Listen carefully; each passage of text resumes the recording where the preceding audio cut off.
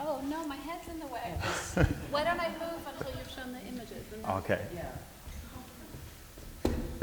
No, I need to move more. I know.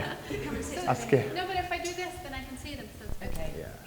Brilliant. Yeah, so thank you for the introduction there, and it's great to be on stage here. I've just got 4 images, because being an artist, performing artist, it's nice to see what's going on. So this is, I'm on stage, and I'm in front of a piece of art, and I'm performing my own piece of art.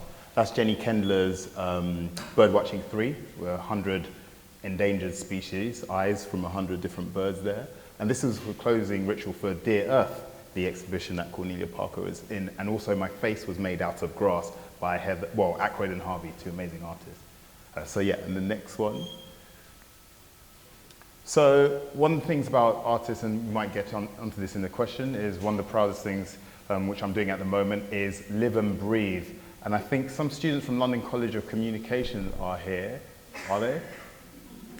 Exactly. So I think one of the great things about art is if you're doing something, you can also use art to bring, use that platform to bring in more people as part of it. So this is members of Poetic Unity here, and it's a clean air movement. So we're using art, whether it's poetry, whether it's music, whether it's roller skating, whatever it is, but to call for clean air. It's not air pollution, to call for clean air, so we can do what we want to do. So then the next slide. And spaces. This is the National Gallery. This is room 34. This was on Earth Day in 2022. I directed and made a half-an-hour promenade performance piece in 3 of their largest rooms, room 30, 32, and 34. And this, believe it or not, this is Crystal Eslow. It was an all-black cast, and this was about sustainable social housing, a call for sustainable social housing. And so that's 2 dancers and 2 poets that I collaborated with. And then the last one is, and then that's me on stage in front of 30 musicians from Philharmonia, because I was artist in residence for Philharmonia, who are resident orchestra at Royal Festival Hall. And this piece was called Pangea. And it's to talk about remove the demonization of climate migrants, because with this climate crisis, we might end up being climate migrants ourselves, so through music. So that's what I do. Great.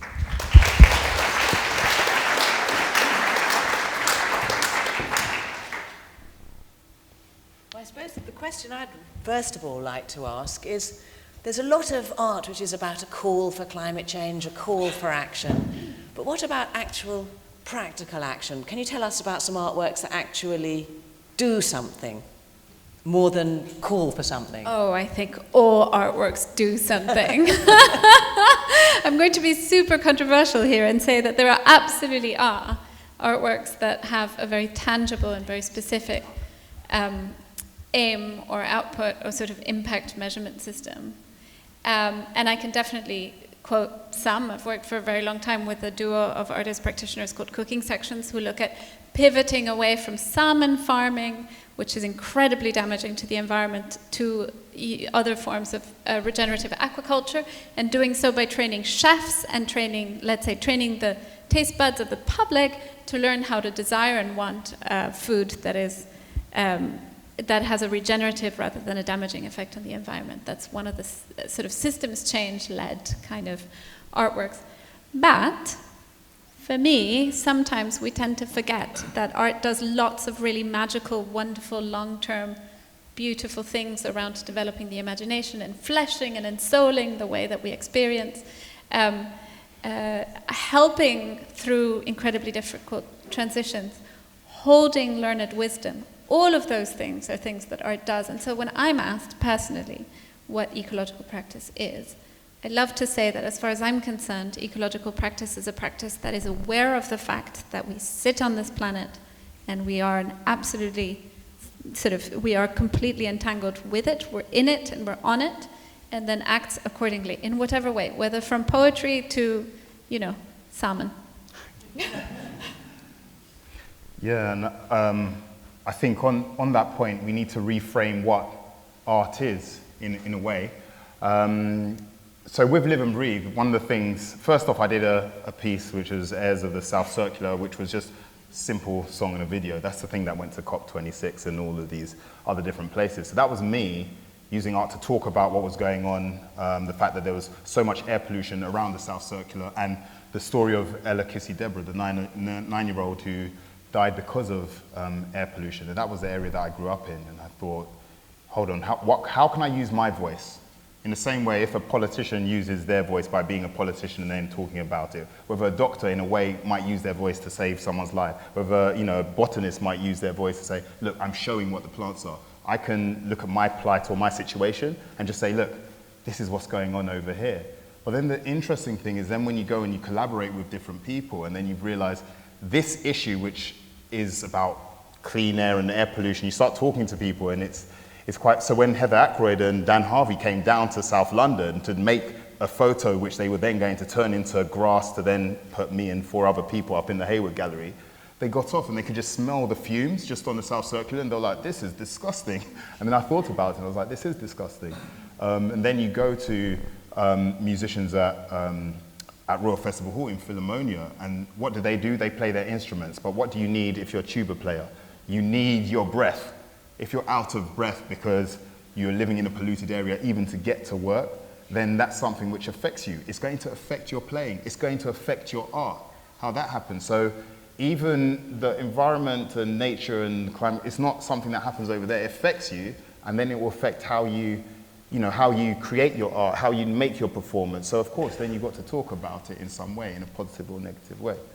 Can I pick up on something that you said at the very beginning, which I think is super fundamental, which is art is part of culture, and culture as a whole. And I don't think it's always helpful to separate one from the other. Culture as a whole is the invisible thing that is holding all of the things that we know, believe, and act on the basis of about this world today, all of us. So culture is sort of everywhere. It's kind of like water to the fish, right? It's everything, it's everywhere. It's from food to anything. And so it reminded me very, very briefly of a conversation, the first conversation I ever had with the co-founder, Jojo Mehta, the co-founder of Stop Ecocide Foundation, years ago. And I said to her, Jojo, I understand, sort of amplify the message, I get it, but how can an art organization support you? And she said, well, my aim is to get to a place where ecocide as a notion is common sense, common knowledge. And so what she was talking about in that moment, and there's a really subtle but incredibly important difference there, was you can help us, artists, cultural practitioners can help us turn that word from the level of awareness, I'm aware of this feels urgent, feels important, to culture. I'm giving it as it's a given that it is a thing of this world that needs to be sort of criminalized at the international level and so on. And so changing things, moving things down those layers is a little bit the work of culture and art and repetition as well. And that's really important and so fundamental about the work that you do as well. And what do you think the future looks like for the relationship between art and nature, or culture and nature? Is it a changing landscape? Are you optimistic? Am I optimistic? I'd say yes. I'd say yes, I am optimistic. Because last week I was on BBC London News because they were talking about this small thing called ULEZ. And there was a lady who said she lived in a certain area and the ULEZ was too expensive, and she said she couldn't afford it. She'd never voted before, but ULEZ, she's a childminder, ULEZ, she's going to vote against Sadiq Khan. And I just thought to myself, I was like, childminder, have you not looked at inflation? Like the cost of food, what are your children eating? You know, what's the provision for the parents? There are all these other issues before you went to ULEZ, even the cost of petrol. So it's not, even though I'm part of clean air movement, I'm not saying, oh, don't drive your car or don't do this or that. It's like, actually, can we have more free buses? Can we have more accessibility for everything else? So as part of, if it wasn't for the art to talk about myself and the levels of pollution and wanted to have more clean air, then I wouldn't have entered this conversation that politicians should be having and shaping, and actually in the media as well, to say, look, it's not about anti-this, it's what other options should we have. So that's the positive side, where whether it's the journalists, whether it's media, whether it's politicians, whether it's bureaucrats, and they're not showing a positive other side, then that's where the art should come in, and then you should say as an artist, here's the other future that we could have. We should be the dreamers to set up that whole thing. So Pangea, for instance, touching upon climate refugees and climate migrants, it's that whole idea of the world, if it started as a Pangea and then we move apart, so we're now our own nation states or continent, well, aren't we all going to move together? And then what happens when we move together? Are these boundaries going to be as important? So what does that world look like? What are we then going to be arguing, oh, you're over on this hill or you're not on this hill? So I think part of it, that's the optimism where you're finding more artists who are saying, actually, do you know what? It's not enough to be talking about just being in the club or doing this or having this rap battle. Let's talk about what else is going on and painting that picture. That's the confidence because it's coming through. Okay, and we literally have 30 seconds left. Can you both say what you would like us as a community to do? If you could say really quickly, what would you like to see us do? Support artists in the arts. Yes!